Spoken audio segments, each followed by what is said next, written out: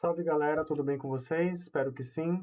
Vamos agora para a segunda parte do vídeo. Na primeira parte eu falei sobre os processos fundamentais de fragmentação e aqui nessa segunda parte eu, que é a mesma aula, né, mas eu resolvi dividir em duas partes para a aula não ficar muito comprida, né? Então, eu gostaria de falar aqui, então, dos espectros de diferentes funções, né? Como eu tinha falado na aula anterior ali, no vídeo anterior, tá? Então, vamos lá. Eu começo falando, então, sobre os espectros de alcenos e comparo aqui com o de alcanos e cicloalcanos, porque eu já tinha falado sobre o de alcanos no vídeo anterior, tá? E aí, o que acontece? O que a gente pode observar aqui de diferente, né? Bom, primeiro que o N+ dos alcenos é um pouco mais intenso do que os alcanos. Na fórmula molecular, a gente vai observar uma ou mais insaturações quando nós formos fazer o cálculo, tá?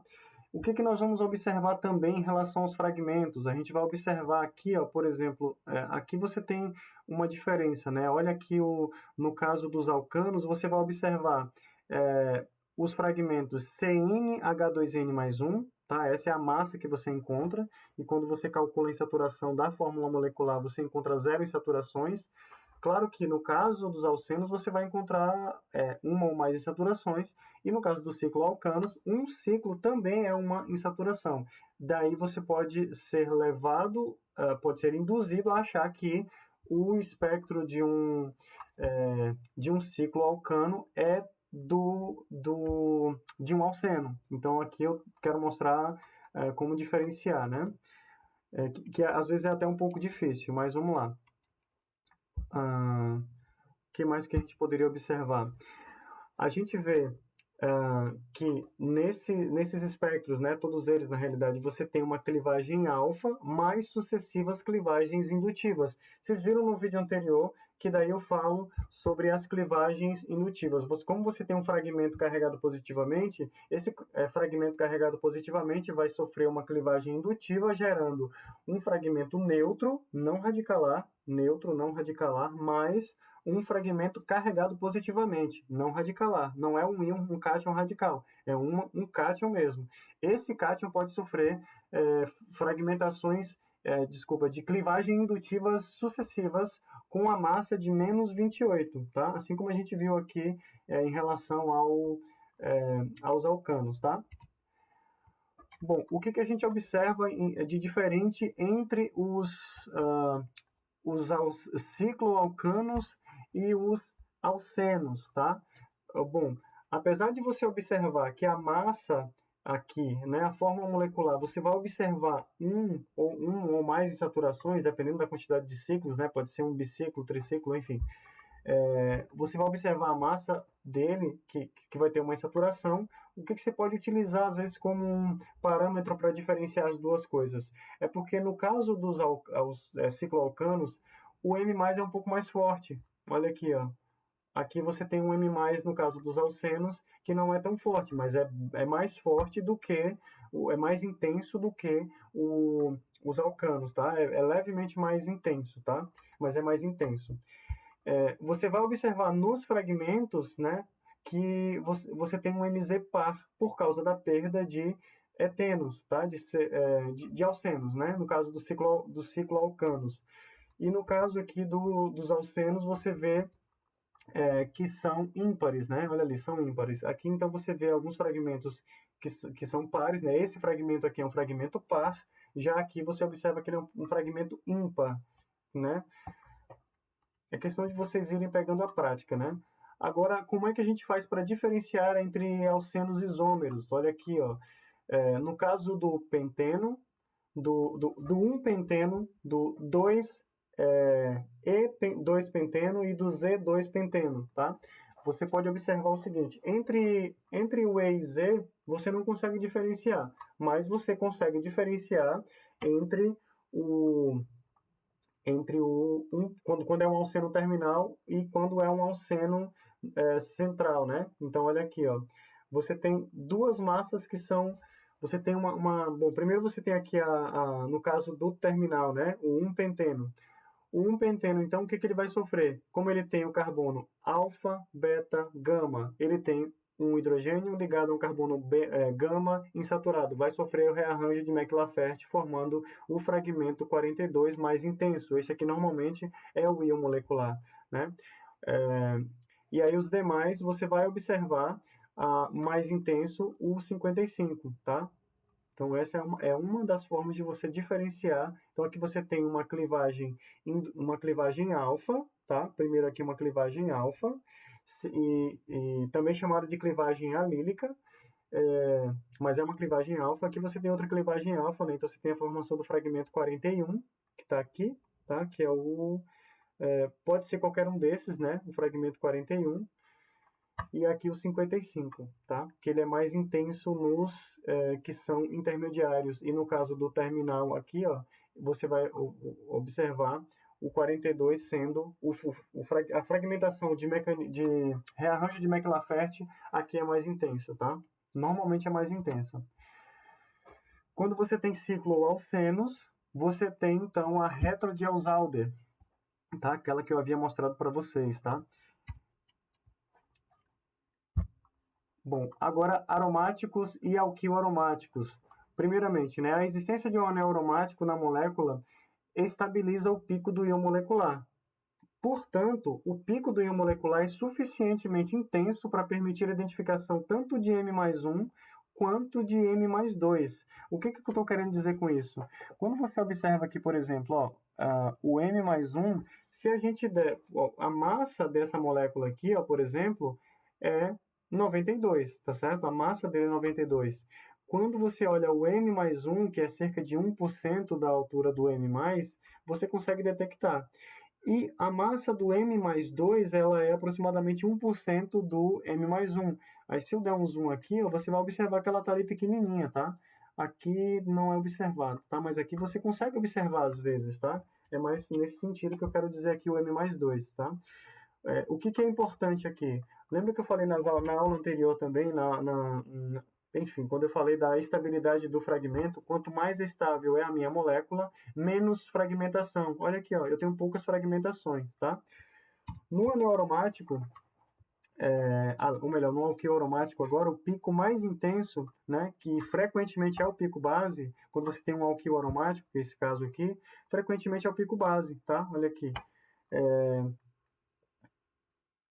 Ou normalmente o pico base é o MZ91. Lembra que eu falei do íon tropílio? Eu falei na aula anterior ali, quando eu estava falando dos processos fundamentais. Indica que é o anel de benzeno com cadeia lateral alquila, ok? A migração de hidrogênio com a eliminação de uma molécula neutra de alceno explica o íon observado em MZ92, tá? Quando você tem, aqui no caso já é um CH3, tá? Mas aí é aquele exemplo que eu dei lá na aula anterior, tá? Quando o grupo alquila é maior do que C2, tá? Então aqui é o rearranjo do hidrogênio, que com a eliminação da molécula do restante, né? Do restante da molécula que se tivesse, por exemplo, se isso aqui fosse CH2, CH2, CH2, uma molécula aqui, né? Um alquil, uma molécula alquílica aqui, né? Ok, agora quais são as fragmentações que a gente observa aqui, né? Então, primeiro você tem aqui a perda de um hidrogênio, tá? Então, é menos um hidrogênio aqui, tá? E aqui menos um alcino, tá? De massa 26, tá certo? Menos um alcino de massa 26. Aí você tem MZ77, com a perda de um alcino, né? Do etino, você perde aqui o etino, forma MZ51. Então, se você tiver anel aromático, isso aqui é quase sempre, praticamente sempre, você vai observar isso daqui. Quando você encontrar no seu espectro a massa 77, há uma probabilidade imensa de que você tenha um anel aromático na sua molécula. Agora, se você encontrar a sequência 77 e 51, fechou, você tem um anel aromático, tá? A mesma coisa aqui, ó, se você encontrou o íon tropílio, né, a massa 91 no seu espectro, é quase certo que você tinha um alquil aromático na sua molécula, tá certo? Se você encontra o 91 e você encontra a sequência da perda do alcino, que é esse mesmo aqui, ó, C2H2, tá vendo? Ó, C2H2 aqui é o alcino, tá certo? Então você vai ver o 91, seguido do 65, tá aqui, e depois tem mais uma perda de alcino formando o 39. Então você vai ter essa sequência aqui, ó, 91, 65, 39. Às vezes você encontra todos eles. Eu vou mostrar outro exemplo aqui, ó. Olha lá, ó. Essa molécula aqui, que também é um alquil aromático. Você também pode ter a formação, ó, do íon tropílio, tá? O íon tropílio, que é o pico base. Normalmente o íon tropílio é o pico base quando você tem um alquil aromático. Aí você tem a sequência, né? 91, 65, 39. E às vezes você tem também, além disso, 77 e o 51, tá certo? Olha aqui, ó, que perfeito. Então isso aqui é uma evidência inequívoca da presença de um anel aromático na sua molécula. Então já desenha o anel aromático, né? E aí você pensa no resto da molécula. Fica fácil assim. Aqui também, ó, um outro alquil aromático. Olha lá, você tem aqui o rearranjo de McLafferty formando o fragmento 92, tá vendo aqui, ó? Aqui o mecanismo de McLafferty formando 92, tá? Você também pode ter aquele rearranjo do hidrogênio formando o 91, que vai formar o 65 e o 39. E você também pode ter o 77 e 51. Essa é uma sequência, né? Uma cascata de reações, tá? Às vezes você tem, por exemplo, você tem um dialquil aromático, tá? Então você vê o espectro ali, ó, você tem o 91, 65 e 39, e você tem 77 e 51, essa sequência aqui, tá? E aqui eu coloquei os mecanismos para a formação tanto do íon tropílio quanto do fragmento 105, né? Especificamente para por exemplo, dimetil aromático, né? Só que essas metilas, elas podem estar, no caso aqui, elas estão em órton, ela também pode estar em meta, também pode estar em para, certo? E há uma dificuldade de você diferenciar, olha o espectro, é muito difícil de você diferenciar uma coisa da outra, então você não consegue diferenciar, certo? É muito difícil. Você só conseguiria diferenciar se você tivesse, por exemplo, uma molécula como essa aqui, ó, que sofre um rearranjo de McLafferty, tá? Então, essa molécula, né, digamos que eu tenha por exemplo, uma ramificação que está aqui, nesse carbono, tá? Se eu tivesse que decidir entre uma ramificação que está aqui e, enfim, aqui eu tenho essa, né? Então, se eu tenho orto, meta ou para eu decidir, eu vou olhar se eu tenho um rearranjo de McLafferty. Se eu tiver o rearranjo de McLafferty, então eu vou descartar uma substituição em para, tá? Eu já vou começar a descartar, certo? Então vamos lá. Vamos seguindo aqui agora os álcoois.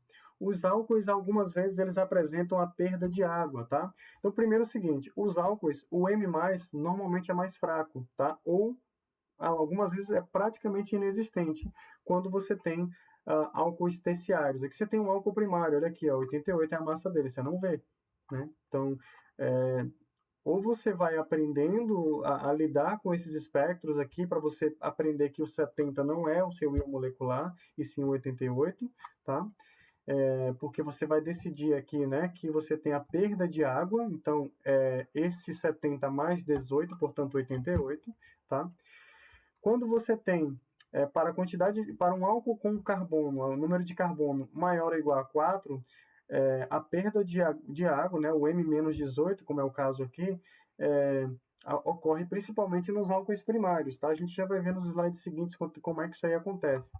E aí o restante, né, quando você tem uma quantidade de carbonos maior ou igual a 6, o espectro é muito parecido com o espectro de alceno, tá? Por que ele é muito parecido com o espectro de alcenos? Vocês devem se lembrar que uma reação de eliminação, lembra lá de orgânica 2? Uma reação de eliminação, ela gera o quê? Ela gera um alceno, tá certo? E quando você tem o álcool aqui, ó, quando ele como é que fala? Quando ele perde água, ele vai formar algo parecido com o alceno. E aí você olha o seguinte, ó 77 aqui, ó. 70, 55, 42, 41, tá? Como é que a gente vai fazer para definir que eu tenho um alceno e não um álcool? Porque, veja bem, o espectro de um álcool, ele tem uma característica que o dualceno não tem. Esse aqui é o dualceno, esse aqui é o duálcool, tá? Tá ali a molécula, ó. No caso de um álcool, ele é muito parecido. A diferença vai ser a presença dos fragmentos característicos da clivagem alfa, onde a gente tem 31 mais 14N, que vai ser 31, 45, 59. Você vai observar alguma desses valores aqui, ó, que é 31 mais 14N. Por que é esse 31 mais 14N? É isso aqui, ó, 31 tá ali, ó, 31 tá aqui não tá. Então, se eu não tivesse essa figura aqui, né, com a estrutura, eu ia saber que isso aqui era do álcool por causa da massa 31, que no caso do alceno eu não tenho. E da onde que vem esse 31? Vem daqui, ó, das reações de eliminação, tá? Todas essas reações de eliminação que são provenientes do rearranjo do hidrogênio, tá? Então, você tem primeiro o rearranjo de hidrogênio seguido de uma clivagem, tá? Aqui eu esqueci de colocar a clivagem está aqui, ó. Então você tem um rearranjo de hidrogênio seguido de uma clivagem, tá? Então, olha, eu tenho um rearranjo de hidrogênio seguido de clivagem. Aqui eu já coloquei tudo numa etapa só, né? Eu coloquei os dois, mas olha só. Primeiro eu tenho o rearranjo do hidrogênio e aí depois eu tenho a clivagem. Isso aqui eu falei na aula passada, foi exatamente esse exemplo que eu usei aqui, ó, né? O que eu perdi aqui? A água, tá? Em todos esses casos eu perdi a água, tá? Olha aqui, ó. Então eu tenho o rearranjo do hidrogênio, que vai formar, então, o quê? Vai formar um radical aqui. Essas setas são todas elas são setas simples, tá? Movimento de um único elétron, tá? Então eu tenho aqui, ó, aqui eu tenho um radical, eu fico com um radical aqui na ponta e eu vou formar a água aqui, né? E aí eu vou ter depois vou ter a liberação de água e a formação de alguma coisa aqui, de um fragmento carregado positivamente que vai ser detectado. Certo, vamos lá. Agora, opa, deixa eu voltar aqui, que eu passei batido. Então, eu tenho o tipo de eliminação. A eliminação vai formar uma insaturação. Reação de eliminação forma uma insaturação. Aqui eu tenho abstração, né? E aí, aqui é aquele exemplo que eu utilizei lá, que vai formar abstração de gama hidrogênio, tá? Então, eu tenho delta hidrogênio, desculpa. Então, eu tenho alfa, gama, alfa, beta, não, cadê? Alfa, beta, gama, delta, tá? Então, aqui, ó, eu tenho aqui a abstração desse hidrogênio, que é o rearranjo de hidrogênio, seguido de uma clivagem. Aqui seria uma seta cheia, tá? Mas como ela está dobrada, fica um pouco difícil de discernir, mas é uma seta cheia. E aí eu vou formar esse fragmento, que depois pode também sofrer mais uma clivagem, clivagem sucessiva, né? Aqui, né? Vamos lá. Aí eu tenho esse outro rearranjo do hidrogênio, seguido da clivagem alfa, que eu tenho a perda de água. Então, eu sempre vou ter aqui, ó, nesses álcoois primários, a perda de água, tá? Bom, aqui é o álcool terciário, na real, né? Então, álcool terciário, álcool secundário e álcoois primários. Vamos lá. Agora sobre a clivagem alfa e da onde que vem aquele 31 mais 14N que eu falei lá. Olha aqui, ó, aqui é característico, isso aqui é característico de álcoois, ó. Então, no álcool primário, né, eu tenho a clivagem alfa, tá? Depois eu tenho a clivagem alfa, aonde eu vou ter a clivagem alfa, a clivagem aqui dessa ligação entre o carbono alfa e o Y, que é aquele que está ligado à função, né? Então, eu tenho aqui a formação desses íons oxônios. Por que é 31 mais 14N? Tá? 14 é CH2, né? Então, o que acontece aqui? Eu tenho a entrada em relação a esse 31 para o 45, eu tenho a entrada de CH2. Então, CH2 mais esse hidrogênio daqui, CH3, né? Então, a mesma coisa aqui, ó. Então, por isso 14N, 31 mais 14N. Por isso que é 31, 45, 59 e assim vai, né? Bom, vamos lá. Agora, olha aqui, ó, diferenciando os espectros de diferentes álcoois. Todos eles são isômeros, tá vendo? A massa de todos eles é 88. Como é que eu faço para diferenciar se o álcool é primário, secundário ou terciário? Olha ali, ó, pelo fragmento 31 mais 14N. Aí eu vou lá no slide anterior para relembrar quem que é primário, secundário e terciário. Olha lá, ó. Certo? Aqui agora cada um desses fragmentos separadamente, né? Então, tenho aqui o fragmento 31, tá? Que era aqueles espectros ali. Esse daqui que é o secundário formando o 45, tá? Aqui está o mecanismo. E esse daqui é o terciário, tá certo? podendo formar, né? Esse é o terciário, ele vai poder clivar tanto uma dessas ligações com CH3, quanto essa daqui com esse etil, né? Então tá aqui, ó, menos 15 ou esse daqui que é o 59. Então essa 59 e 73, eu posso ver as duas massas ali, ó, certo? Agora sobre o ciclo hexanol, também pode sofrer rearranjo de hidrogênio seguido de clivagem alfa, formando o fragmento 82, né? Nesse caso aqui, o ciclo hexanol, certo? E aí tem outros fragmentos aqui, né, onde pode ocorrer a clivagem alfa. O produto da clivagem alfa pode sofrer o rearranjo de hidrogênio. Olha aqui, ó, a clivagem alfa vai gerar, então, o íon oxônio mais um radical, né? E aí esse radical aqui, vai acontecer uma reação aqui, formando o rearranjo de, de hidrogênio. Depois vocês podem refaçam, isso aqui é interessante vocês refazerem, tá? Vamos lá, agora álcool benzílico, né, que também é um como é que fala? Enfim, não é aromático, né? Não é aromático. Então, nesse caso aqui, você também vai formar o iotropílio, tá? Porque ele também é alquílico aqui. Você tem, então, aqui, ó, a formação do íon tropílio, e aí acontece a perda de um OH-, né, menos 17, tá? Que mais? Através de uma clivagem indutiva, que é uma clivagem indutiva formando esse aqui que é o íon tropílio, tá? Que o íon tropílio, nesse caso, ele não vai ser o pico base, tá? Mas eu tenho outras fragmentações que vão acontecer aqui, tá? Formando o 107, por exemplo. Daí, a partir do 107, você tem uma clivagem indutiva formando a perda de CO, certo? Que vai gerar esse fragmento 79. O 79 depois vai ter uma perda de H2 formando o fragmento 77. E aí, se eu formo... Aí você lembra o seguinte, ó. Eu formei aqui, através desse mecanismo, dessa molécula que é específica, né? Agora começa a aparecer alguns mecanismos que não são mais aqueles processos fundamentais que a gente tinha falado aqui, né? Tipo a perda de um radical hidreto, um radical hidroxil, tá? Então tem alguns fragmentos, a perda de H2 aqui, então tem alguns fragmentos que já não são mais aqueles processos que são os mais comuns de acontecerem, tá? Que são mais específicos. Daí eu não pude generalizá-los, né? O que mais? Então veja, se eu formei o íon tropílio, isso aqui ajuda a gente a montar a estrutura da molécula. Se eu formei o íon tropílio, que é o 91, observa ali, ó, 65 e 39. Aí aqui eu formei o íon 77. Formei o 77, então observa o 51. Olha só, todas as evidências de que você tem um anel aromático. Aí você foi lá e calculou pela regra do 13, né, com o 108, você calculou a fórmula molecular. Calculando a fórmula molecular, você já pode pegar e retirar da fórmula molecular o C6H5, né? Que é do anel aromático aqui monossubstituído, certo? Aqui outro exemplo, ó, quando você tem um substituinte na posição orto, você tem o chamado rearranjo orto, que é como se fosse um rearranjo do hidrogênio, mas acontece especificamente quando você tem um substituinte na posição orto. Acontece isso daí, ó. Então você tem, que é também conhecido como efeito orto, simplesmente isso, né?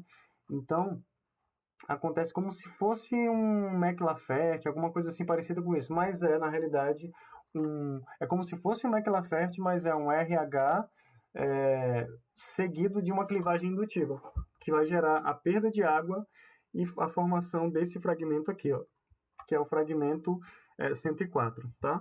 E aí também, como eu falei, tem anel aromático, ele formou o 91, forma o 65, que forma o 39.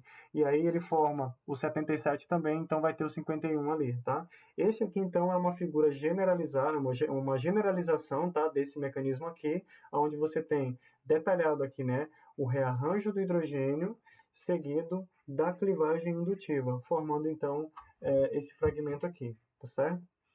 Quando você tem fenóis, né?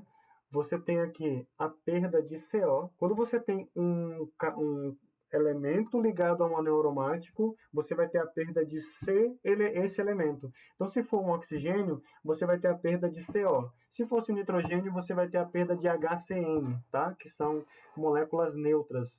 Então, no caso de fenóis, o M+, é, é importante, né? No caso, ele é relevante, ele é bastante intenso, né? Quando você tem grupos fenólicos, e a eliminação do CO, né? Que é com a massa 28. Então, o M-28 é comum acontecer quando você tem fenóis, tá? E no fenol propriamente dito, o fenol mesmo, a molécula do fenol, o pico do íon molecular é o pico base do espectro. O que é isso? Esse é o meu pico do íon molecular e também é o meu pico base, porque ele é o mais intenso desse espectro. Quando você tem aqui ele na posição orto, você tem aquilo que eu falei que é do efeito orto, né? E outra coisa, você tem o equilíbrio cetoenólico aqui, ó, e aí você vai sofrendo essa sequência de reações aqui, ó. Você tem um equilíbrio cetoenólico formando este tautômero aqui, né? Você tem um tautomerismo cetoenólico aqui, tá? E aí você tem desse tautômero aqui, ó, ceto, você tem a clivagem alfa, e essa clivagem alfa vai sofrendo aí alguns rearranjos, que aí você tem a perda de CO, dessa forma, esse é o mecanismo para a perda do CO, que eu falei aqui, e aí depois você tem a formação do 65, a partir do 65 você tem a formação do 39. Veja, aqui nesse caso, eu até formo 77, tá? Mas em alguns casos você não forma o 77. Em alguns casos você também não forma o 91. Aqui você não tem o 91, tá? Ou você tem ele muito baixo aqui, ó. Então você tem a formação do 65 e do 39, tá aqui, ó. O 65 muito pequeno também, né? Talvez ele não... a detecção dele é muito baixa, ele já forma o 39, ele também muito pequeno, tá?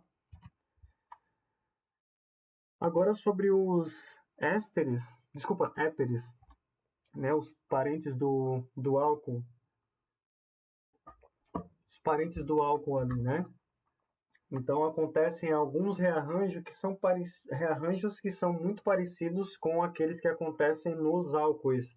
Porém, em vez de liberar água, você não vai liberar água porque você não tem OH, né? Então você não vai ter aqui não vai ser muito comum um rearranjo de hidrogênio. Só vai ser comum um rearranjo de hidrogênio quando você tiver, por exemplo aqui, se você tiver você tem uma clivagem alfa, o fragmento da clivagem alfa, dependendo se esse R' aqui, ó, se esse R' for grande o suficiente, você vai ter a perda de um alceno, tá? Você vai ter a perda de um alceno a partir de um rearranjo de hidrogênio seguida de uma clivagem indutiva, tá certo? Então, veja, então você tem três tipos principais de clivagens, três tipos de mecanismos que vão acontecer nos éteres, tá? Você tem a clivagem alfa de um radical alquila, formando o íon oxônio. Olha aqui, ó. Você tem essa ligação aqui, que é do carbono Y em relação ao alfa. Y é aquele carbono que está diretamente ligado na função orgânica. Então, você tem aqui, no caso, OR, né? Você tem esse carbono aqui. Essa ligação vai se quebrar. Veja, essa seta ela parece ser cheia, mas ela é simples, tá? É só porque na hora de dobrar aqui ela parece... ela deveria ser simples, tá? Então, porque você tem numa única ligação, você tem os elétrons migrando aqui, ó. Então, você vai formar uma dupla ligação aqui, que vai formar o íon oxônio, tá certo? E um fragmento radicalar não carregado. Ok, guarda isso aqui por enquanto. Você tem uma clivagem indutiva, tá certo? Lembra, a clivagem indutiva é uma clivagem heterolítica, ou seja, todo o par de elétrons daqui da ligação sigma, ela vai para o oxigênio, ou seja, para onde está o sítio positivo. Então, ela vai para cá, forma uma espécie radicalar mais uma espécie carregada positivamente. Essa espécie carregada positivamente pode sofrer consecutivas clivagens indutivas. Essa espécie aqui, ó, se o R' for grande o suficiente, você vai ter aí um rearranjo de hidrogênio, onde você vai ter aí uma clivagem indutiva, tá certo? Formando um alceno mais um íon oxônio, só que com OH, diferente desse daqui, tá vendo?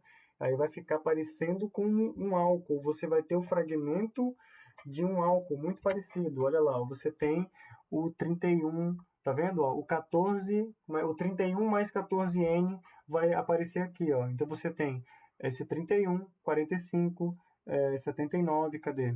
Enfim, às vezes tem, né? 73, desculpa. 59. Então, 31, 45, 59 e 73. Você pode ver esses fragmentos aí, tá? Nos éteres, que é comum também observar em álcoois. Qual que é a diferença aqui? A diferença é que você vai observar o M+, é bem maior do que, é bem mais intenso, bem mais pronunciado do que nos álcoois, tá? Agora nos arioéteres, tá? Então você tem aqui, esses são os éteres alifáticos, agora nos arioéteres, tá? Então, primeiramente, o M+ é intenso, tá?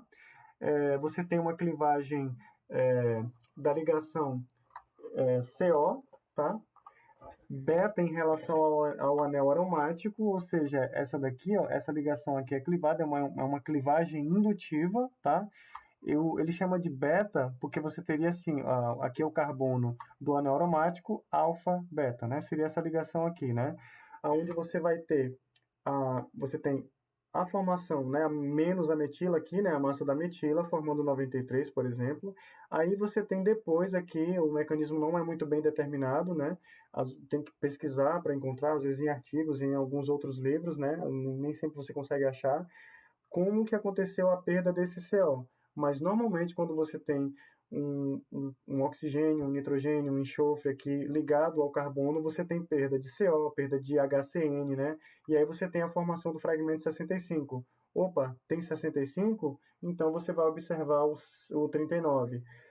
Você também pode observar o fragmento 77, como eu falei aqui, ó, que é uma evidência de que você tenha o anel aromático, mais uma evidência, né? Então você tem o 77 e você vai observar também o 51. Lembra dessa sequência, né? E por hoje era isso, né? E até a próxima aula. Dúvidas a gente tira aí na aula síncrona, onde a gente pode resolver alguns exercícios. Um grande abraço para vocês e até mais.